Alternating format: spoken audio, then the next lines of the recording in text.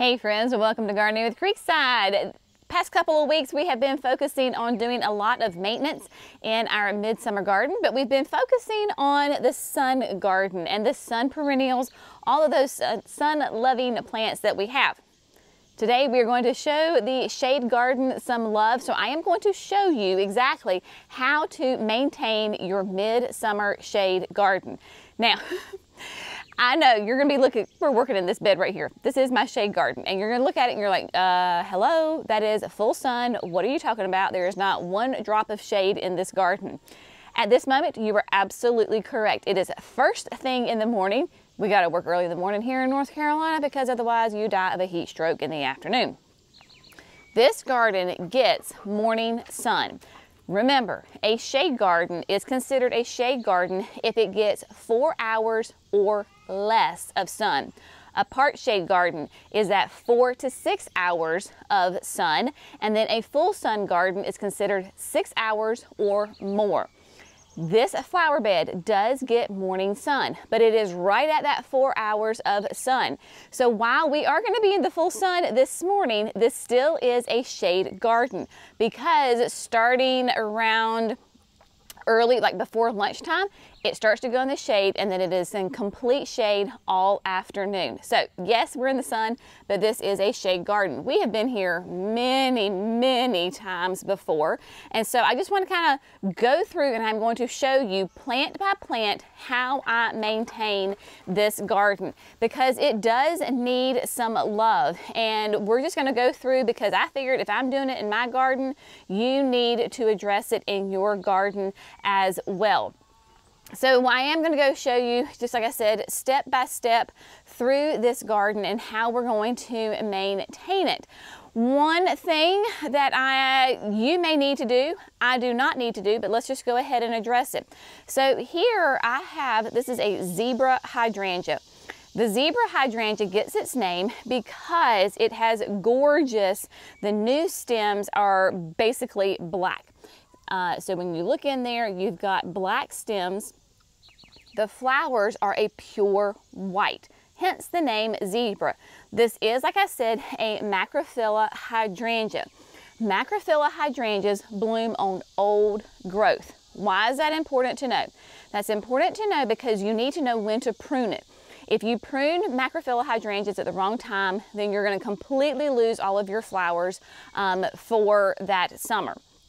This is a great time to go ahead and prune your macs if you need to. So what we want to do is we want to prune them in the summertime so that they have enough time to put on more growth the rest of the season, and they will form their buds for the next year. I don't want to prune zebra because I like the way that she is. I like her height. Maybe next year I want to give her a little trim. This year I do not. Now what I did do is I went ahead and cut off her flowers. So right in here, I'm going to try to tiptoe through the bed. Like this is a great example right here. I went ahead and snipped off the flowers. She was covered in blooms this year, but because they are a pure white bloom, it was looking, they were starting to, the age and then the heat and the humidity, they were starting to turn brown. They were looking kind of yucky. Also, let me show you, on this one particular side, it was loaded with flowers, but it was when they were getting wet, they were pulling down and they were making the plant floppy. So right in here, this is where I'm talking about. Tons of flowers. Like you can see maybe all of those stems that I had cut off, that's because those were where flowers were. And these whole limbs were getting pulled down by the weight of the wet flowers down here. So I went ahead and cleaned it up and took the flowers off. If you want to prune your macs, now is the time to do it. Here in the South, do it now. I would not do it probably any later than in the next couple of weeks. Anytime from when your macs bloom up until, if you're again and you're in the South, no later than the end of July, you can go ahead and prune it. You can prune it as much as you need to. You want plenty of time for them to put on new growth this year before the fall hits. So if you need to prune your max, go ahead and prune your max. What we're going to talk about though, we're going to clean up hostas. How do you take care of hostas? We have a bleeding heart right here that looks terrible. We're going to talk about that. What you can do about your bleeding heart, it is not dying, FYI. We've got a holly fern that is showing some, the older leaves here have got some burn. We're going to take care of that. My poor coleus, she's blooming, should not be blooming. I'm going to show you how we're going to address that. The Aurelia Sun King is doing well. I've been doing some maintenance on her to make sure that she does not overtake the window box. Window box needs a little addressing. We'll take care of that. As we're coming down, we've got weeds. Yes, I don't care where you are, you're going to deal with weeds in your garden. I even have a poplar tree growing right there, so we're going to get rid of that. This coleus also needs to be pruned a little bit. Camellias, let's talk about camellias.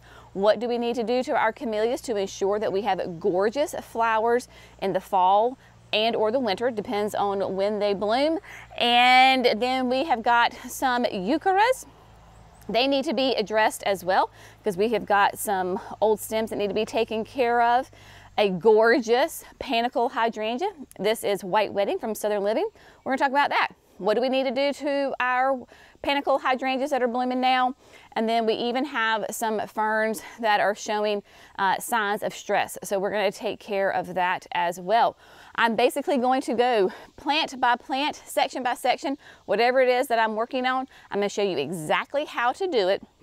So that way you have the knowledge, the power, the confidence to go into your shade garden and take care of it and maintain it. And then we're going to talk about in the future for this fall, what are we going to do for our shade gardens to ensure that we have, we can put them to rest, put them to bed for the rest of the season going into winter so that we have a gorgeous spring ahead of us. So without further ado, and before the sun gets too high and hot, let's get started.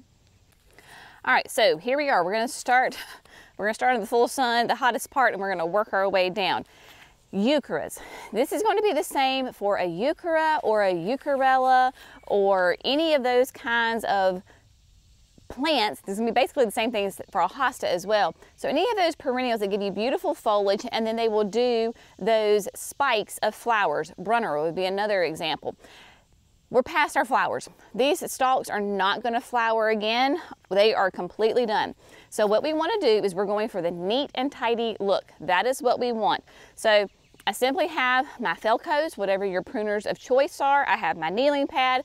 Let's be comfy. Let's keep the fire ants from biting Jenny's knees. And so what you're going to do is you're going to find a stem and you're going to go down basically as far as you can down inside the plant, and you're going to snip. It is easy as that. We're simply going to take off all of these old stems. And now you could come through here and do that and just take off the tops, but then you've got these bare sticks showing, and that's just not very attractive. So let's take a little bit of extra time. Let's go down deep into the plant and find where we are and clean that up. It is as easy peasy as that. It will make a huge difference when you can come in and clean off these stalks and just let the plant be neat and tidy. Now, you'll also see maybe that I have a stand of Solomon Seal, which I love that perennial, but it naturalizes and it's actually coming up in the center of this euchara. At this point, I am just going to leave it alone. I will deal with that in the fall when everybody starts to go dormant. But for at this point, I don't want to go in there and try to dig up and deal and mess up my euchara, because this is a season of heat and humidity, and that might stress the plant too much. I want to do any kind of transplanting, major moving of my perennials going into fall, winter.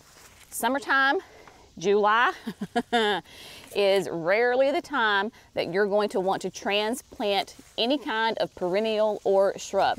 The only way I would do that is if you had like a construction project and you absolutely had to move them, so then I would move them, and honestly, I probably would go ahead and put them into a container, or put them in an area where they're going to be really well protected, well watered, because this is definitely a stressful time to move any kind of shrub, tree, or perennial. All right, I'm going to do this one, and then we're going to move on to the next plant.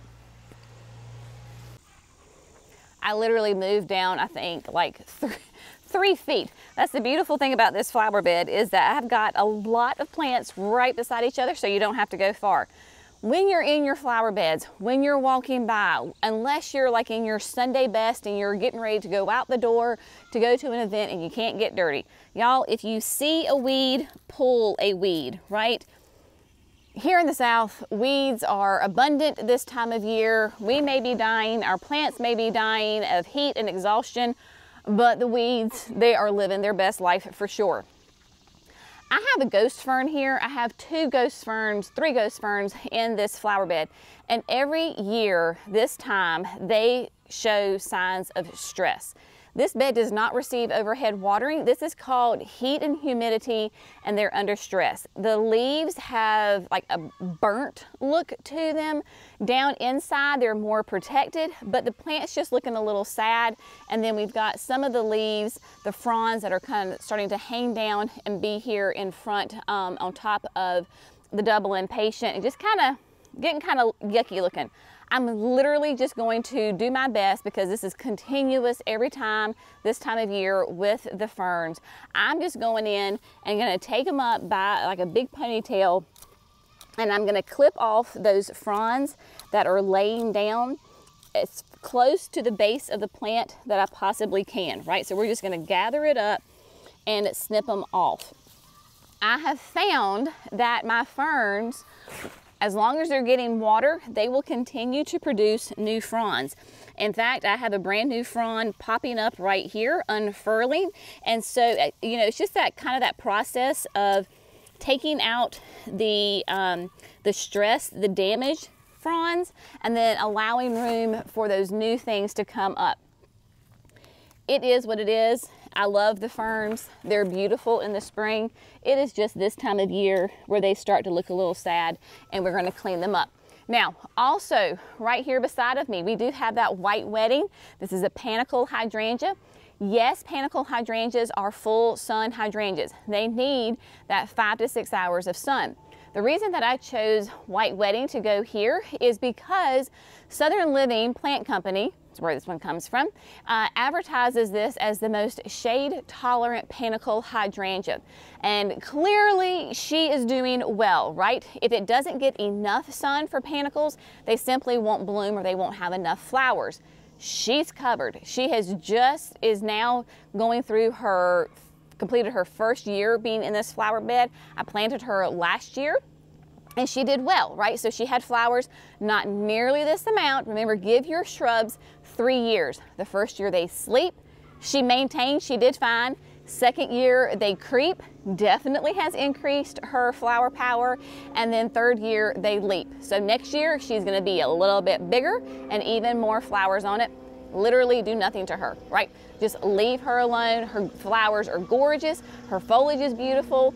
Just maintain the water. That's all you gotta do for your panicles in the summertime. So I'm gonna clean this fern up, and then we're gonna move on down to the line to the camellias. All right, my friends, so we've got the ferns cleaned up, the euchers are cleaned up, we're good to go. We're gonna move on to the camellia, the coleus, and then down here on the ground, I have the pink chablis as a ground cover. We sell it, and Proven Winners sells it as an annual, but for our zone, it is a perennial. And the pink chablis can do sun or shade, and it is a beautiful, low-growing, variegated foliage plant, but Lamian and pink chablis, given its name, does really pretty soft baby doll pink flowers on it. It grows. I planted several of them, and then this year I actually added some behind the camellia just to fill in the ground cover, kind of keep the weeds away. But I always find this time of year is when it kind of looks its worst. I don't know if it's the heat, the humidity, if this front part especially is getting too much sun. It just it is what it is, and I know it goes through this cycle, and I'm okay with that. It does not bother me. Now, but what you can do is, because there is some dead, you know, foliage in there, and it actually pulled up some new stuff, that's all right. It will grow back and it will be just fine. I literally am just going to come in here with my hands and I'm just pulling out, right, the dead foliage. It just simply breaks off, so it makes it really easy. Again, we're going for neat and tidy, not for perfection. We just want to clean it up, make it look a little bit more attractive, and literally that's all you're going to do is just come in here with your hands and pull off any of that dead foliage. If you get some new foliage in there too, it's all right. It'll be just fine. Now, here we have a white by the gate camellia. This is a japonica camellia, and that's important to know because japonicas, they have big, fat, big, huge leaves on them. That's how you can tell a japonica from a sasanqua. But japonicas bloom in the winter. So basically starting, depends on where you are, what zone you're in and your heat level, anywhere from like January through March. Your sasanquas are your fall bloomers. They're going to start blooming sometime around into September through December. So if you plant a combination of sasanquas, fall bloomers, with japonicas, winter bloomers, you can have gorgeous flowers throughout the season. Now, camellias are historically a southern shrub, right? Beautiful evergreen, white by the gate, as its name suggests. Gorgeous, pure white flowers. Japonicas will tend to be your largest. Like, they are slower growing than sasanquas, but in the long run, they're going to be much bigger than sasanquas. I am training this white by the gate to go up this trellis. It's not that white by the gates naturally do this. They will form this massive, huge shrub. Maybe in 10, 15, 20 years, I'll be shooting myself, kicking myself for planting this right here. But I've got this massive wall on the side of my house that needs some height and some structure. And I currently am loving this white by the gate. So what I need to do is, I've got beautiful new growth on it. So I'm going to come through with this green jute twine. And I'm going to take those branches that are further away from the trellis, and I'm going to tie them up against the trellis because I want it to look like it is meant to be growing up the trellis. Care for your camellias. This is the time of year where you need to be watching your water levels. Japonicas and sasanquas will be putting on their buds for your blooms this fall, this winter. In fact, white by the gate has already started putting on her flower buds. I can see them. They are there. One of the common problems with camellias, concerns from homeowners, is that they will have bud drop. So the buds literally will turn brown and they just fall off. This can happen anywhere from basically now up until when the camellia blooms. Historically, the main problem is lack of water. So camellias need that consistent water, especially when they are young. Now, if you have a camellia that's been in the ground for 20 years, then you're not going to have to worry about it. Its roots run deep and it is just fine. New camellias that are planted, and I would say under 5 years old is considered a new camellia, you're going to want to make sure it gets consistent water, especially in the heat of the summer. It is simply a survival hack that the camellia is doing. Its main goal is to keep its roots alive. The buds, the flowers for a camellia are secondary. So if the plant is under stress and is losing water, not getting enough water, and it starts to go into survival mode, it's like, okay, what can I get rid of that's not necessary? The flowers for the plant are not necessary. So it will stop sending water, stop sending nutrients to your buds, and they turn brown and they drop off. Keep consistent water on it. What is consistent water? Consistent water for me means I come through once, maybe twice a week, and I do a nice, slow, deep watering on it. You can literally take your hose and put it on a drip, right? Just a little bit of a trickle, put it at the base of the plant, leave it on there for 30 minutes, 45 minutes, whatever it may be. You don't want the soil to be sopping wet, but you need a good deep watering so that those roots get plenty of water. Another thing that I've done up at the chicken coop, because I just need all the help I can get, is I have gotten those tree rings. They literally look like brown pool floats. They lay flat, they hold 15 gallons of water. You put it at the base of the plant. It has 2 emitters on the underneath side. You take your hose, you fill it up, and it takes about 6 to 8 hours for that 15 gallons to soak down into the ground. It is a great way to do it. I'm using it up at the chicken coop. Here, I don't need to, but up there, I need all the help I can get, and that has done great for me. So that is what we're going to do with the camellia. I'm going to get those tied up. Before I do that, let me show you about coleus, how to prune your coleus. Because if you don't prune coleus, like I have not, it starts to get a little too tall, a little too thin, and it starts to flower. Typically on your coleus, you don't want flowers, you want foliage. So let me show you, it's so stinking easy. Let me show you how to do it. Here we have a Color Blaze Newly Noir. You'll know that you need to prune your coleus when it, like I said, it gets tall, it gets leggy, and we start to get flowers on it. Great thing about coleus is you can trim it back as much as you need to. My goal is to make this coleus nice and thick and bushy and not tall and leggy. What you're going to do is you are going to find right above where 2 leaves are, and you're going to prune. You're going to cut. Anywhere you've got 2 leaves that are showing that new growth, we want to prune it. Basically all over the plant. You want to go all around the plant and cut every single stem. Now, if you do this on a regular basis, you're not going to have to prune very severe. I have not, clearly I have not been very good about pruning my coleus, so I'm going to go back and I'm going to prune it, you know, pretty good. Not all the way down to the ground. Clearly, you're still going to be able to see that this is a nice, beautiful, dark purple, nearly black coleus. Gives me fun, different color difference here in the flower bed. Very soon, you are going to see those right above, right where you trimmed, you're going to see gorgeous branching. It is going to thicken up right away. So see, easy as that. It's very simple to do, very quick. But go in there and do that. If you do it on a regular basis, you're only going to have to cut maybe 1 set of leaves off, and that is it. Again, this will thicken up, it'll get nice and thick and bushy, and we will be good to go. Now, I do have one in the hay rack that I have pruned once. I was actually inside. I opened up the window and pruned it from the inside, but we need to do that again. So we'll see if I can get it from the outside. Otherwise, I'll have to go in the kitchen and do it through the window. But I've got one in the box, and then I've got one more in the ground that need to be pruned. And then we're going to move on to some hostas.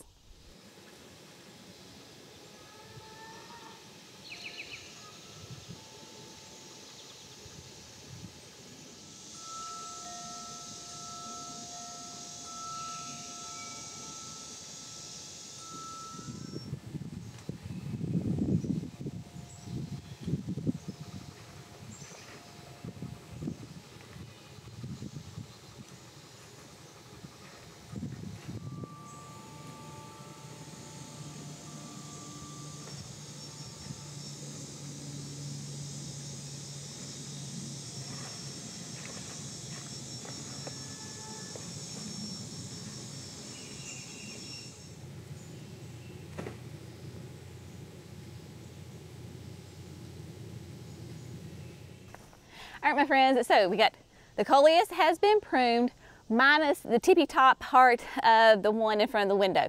Simply can't reach it. So later today, I'll go inside. When I'm in there, I'll raise the window up and I'll lean through and I'll snip it from the other side. Simple as that. I didn't want to crush my Sun King because if I got any closer, I was going to break some branches. With the Sun King, I had a couple of leaves that had some burn on it. All I did was simply cut those leaves off, right? Simple as that. Keep it clean. Now, here we have a holly fern. I affectionately call this Annette's holly fern because my dear sweet friend Annette, who lives in Waco, Texas, we went to go visit them. It'll be like 5 years this fall. We went to go visit them, and she had this gorgeous stand of holly ferns in her backyard. Before we left, as any unashamed gardener will do, I was like, Annette, can I take some of your holly fern home? And she was like, of course. So we dug some up, threw it in a trash bag, brought it back home to North Carolina. And this is a beautiful evergreen fern. Y'all, all I know is a holly fern. It's just a good old plain generic holly fern. I just call it Annette's holly fern because it is from my dear sweet friend. Beautiful growth in the middle. I have got some fronds deep down in here. that have brown on them, right? So maybe these were from the spring when I didn't get a chance, like maybe we got a late frost, whatever it may be. And so they have some burn on them. Here in the center, they are absolutely gorgeous. So what I'm doing is I'm simply finding the fronds that have the burn that are not, yeah, that just look bad. Just keep it simple. They look bad. So we're gonna go in, again, just like with your eucharis, we're going in all the way down as far as we possibly can and cutting those out. Now, I am not worried because just like with my other ferns, when I take this old stuff out, it will send up new foliage. So it will be just fine. And believe it or not, I have some beautiful hostas under here that have gotten covered up. By pruning these back, that will get some light in there to those sweet things, and then they will be able to flourish a bit more. So we're just gonna go around, get these cleaned up. There's only a couple of the fronds that look that way. With your holly ferns, what I do is going out of winter, coming into spring, try to wait until you've hit your last frost or freeze. And you're gonna cut all of last year's growth out, because last year's growth is going to try to naturally turn brown, look yucky, and is going to kind of fall down to the ground. We only want the big, beautiful new foliage to come out. So once a year, basically you're going to come in, shear it completely back, and then there you go. And we're almost done. As simple as that. Now, as soon as I walk out of here and get out of the jungle of the fern and the hostas, I'm sure I'll see some that I've missed. But speaking of, right here behind me. So I'm gonna clean this up, then we're gonna do hostas and bleeding hearts, because bleeding hearts will fool you. Let me tell you why. I have many kinds of hostas in this flower bed, and hostas, just like every other kind of plant on this planet, will bloom at different times. Even though they're in the same species, they will bloom at different times. Wiggles and Squiggles back here still has really nice, pretty light lavender flowers on it that are open. I'm leaving those alone because my pollinators and my hummingbirds love the hosta blooms. However, I have golden tiara right here. I've got 2 golden tiaras. Well, I actually have 3. I've already done the 1. These golden tiaras, they're done. There are no more blooms on them. They look ratty. The foliage is starting to look bad too. Tis July in the south, y'all. Your hosta's starting to look bad. Nothing you can do, just leave them alone. Just make sure they have plenty of water. But for them to bleach out and start to look a little burnt is completely natural. Unless you're in deep shade, and my forest pansy, they're nice and lush. This is probably just a little, they can't handle the July sun. They will bounce back and be gorgeous next spring, no doubt. Exact same thing as you do with your eucharis. Go down as far as you possibly can and simply cut. It is not hard. It is not rocket science whatsoever. Again, like with your eucharis, my sweet children, every once in a while, or maybe we get a brand new employee that doesn't have any horticultural experience, sometimes they'll just come through again and gather them up and just take the tops off. Well, y'all, please don't do that, because you still got stems sticking up. It just looks bad. Go down as far as you possibly can and get all of the stem, so all you see is foliage on your hostas. Hostas, if you are not familiar with them, they are completely, they will go completely gone, right? So they will leave you in the wintertime, meaning that as soon as you get your first, really definitely your first hard freeze, all of this is going to be burnt back. All of your foliage is going to turn brown and it is going to disappear. It's going to turn mushy. It's going to be really easy to pull out. They are not dead. They have simply gone to sleep.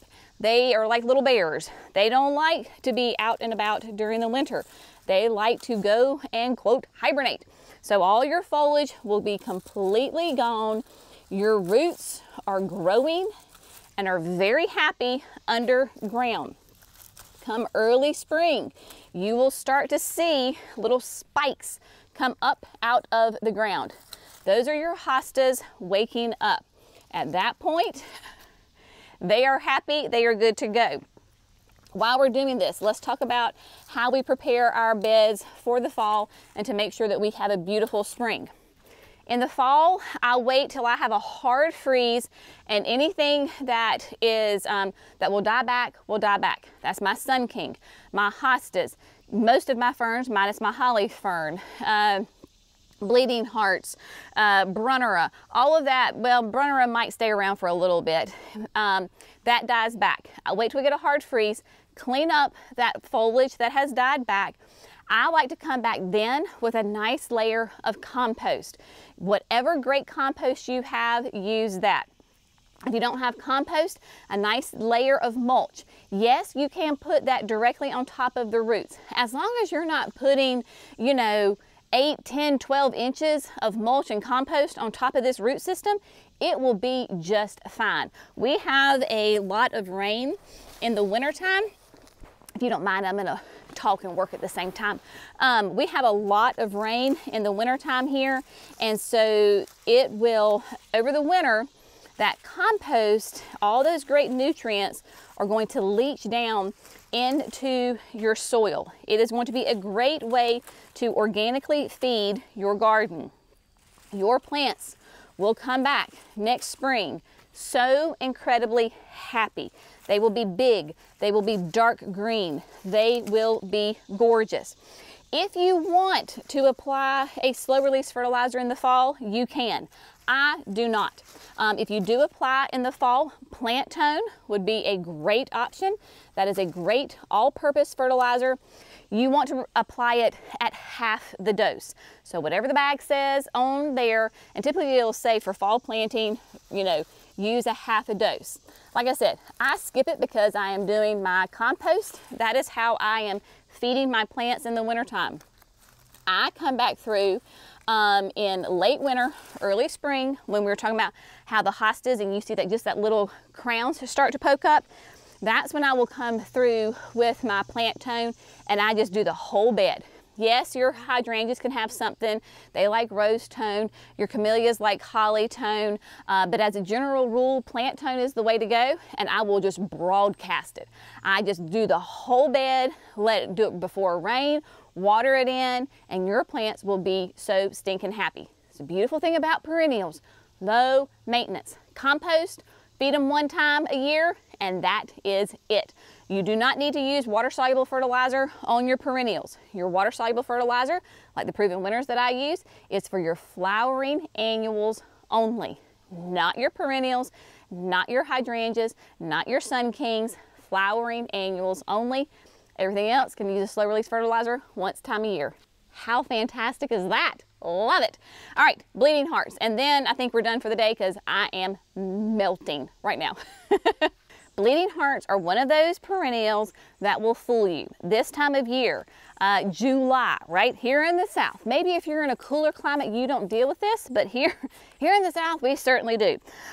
Bleeding hearts love the cool weather. They are perennials that thrive in cooler climates. It is not cool here at all. So what's going to happen is they look like they're dying. You're going to see that yellow foliage and you think, oh my gosh, it is dying, and you're going to try to water it, and you're going to try to fertilize it. Y'all, don't do it. It is simply saying, it's hot, I'm done, I like cold weather, see you in the spring. That's literally what they're doing. Just like the camellias come out, the bud drop, they're trying to preserve the root system. So what they're doing is they said, you know what, I've had a great season, I was gorgeous, I had tons of blooms on my foliage, and I'm done, I'm hibernating, I will see you again in early spring. That is all that it is doing. So you know what we're gonna do? We're literally gonna cut it to the ground. I'm gonna pull all the foliage up like a ponytail, go as far to the ground as I possibly can, and I am going to cut it. It is easy as that.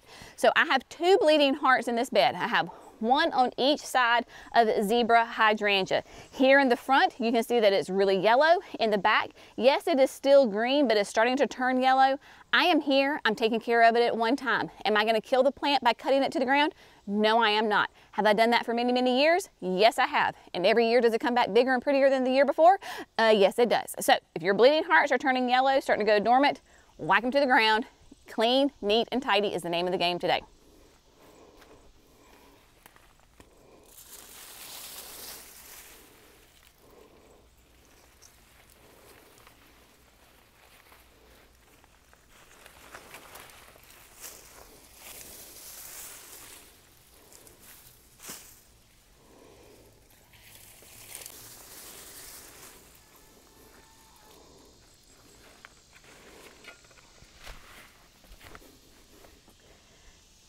My friends, it is 10:30 in the morning. I am completely drenched, as it is here in mid-July in the South. And yeah, project is done for the day. Little bit neat and tidy. I'm telling you, y'all, if I hadn't been filming this video, it probably would have taken me at the max, I would say 30 minutes to do this, right? And so if you can give your garden 30 minutes a day, especially in the heat of the summer, then you're going to see massive dividends throughout the year, right? Clean, neat, and tidy is the name of the game that I'm preaching right now. The main thing you're wanting to do in your garden is keep it neat and tidy and water. If you're not getting consistent rain, then you're going to have, and you're not have irrigation, you're going to need a supplement. I will say, I don't know if I've said this before, this bed is not on irrigation, right? So there is no drip irrigation in here. This is simply having great, strong perennials planted, feed them that one time a year, using a great compost in the fall to top dress, and it makes all the difference in the world. You can see possibly where those bleeding hearts were. There was one here, and then there was another one right behind the white feather hydrangea, hosta right here. I did that on purpose because I knew that my bleeding hearts were going to do this. So literally early spring, they are up and they are blooming when nothing else is up. So I have got interest there.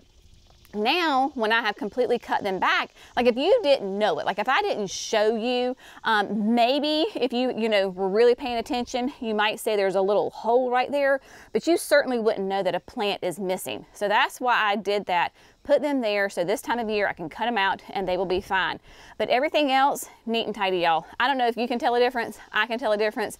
It makes me happy. Again, I'll get in there and trim that Newly Noir because when I'm washing dishes, like I can't see out.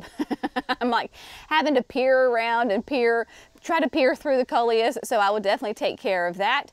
This is 2 Sun Kings here. People ask about it, and I think the reason that it does so incredibly well right here is because I have to water that hay rack, and when it drains, it waters the Sun Kings. I don't specifically water the Sun Kings, but by watering the hay rack, then they get water. There are 2. I didn't realize because I planted one on each side. Clearly they love this spot, and they've been in the ground 4 years, 5 years, maybe.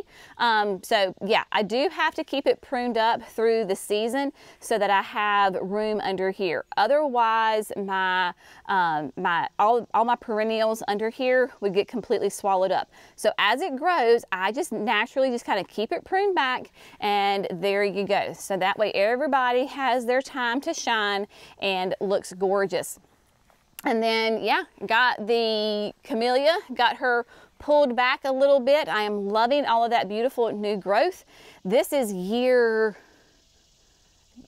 she's finishing her 2nd year, so we're creeping. So that's good. I had to think for a second how long she's been in here. She's just completed her 2nd year, I believe, and we're starting to go into year 3. So next year we ought to see some great new growth. And then yeah, it's just everything is looking good. So we're just kind of hanging in there and surviving. So your main goal in the garden is take care of yourself, hydrate your plants. If you can get out there, do a little bit of weeding, do a little bit of maintenance, you'll be very happy with your garden. As always, we hope you found this fun, informative, and inspirational. Y'all have an amazing day, and we'll see you in the next video. Bye, friends. Can you tell them bye? Say, thanks, friends. See you later. Toodles.